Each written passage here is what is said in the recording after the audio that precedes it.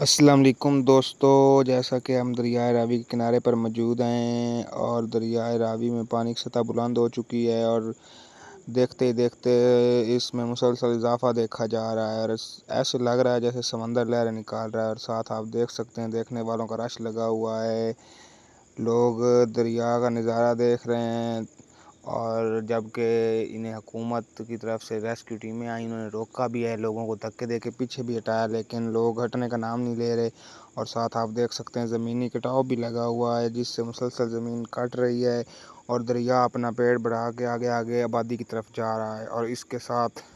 پہلے کئی گھر بے گھر ہو چکے ہیں، کئی خاندان، اور ابھی مزید جو آبادی ہے اس کو مسلسل خطرہ ہے۔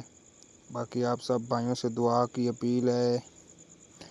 اور جس طرح کی رپورٹ آ رہی ہیں تو اس طرح سیلاب کا خطرہ بھی ہے، کیونکہ پانی پیچھے سے بہت زیادہ آ رہا ہے اور آپ کی آنکھوں کے سامنے پانی مسلسل بڑھ رہا ہے، نیچے آنے کا نام نہیں لے رہا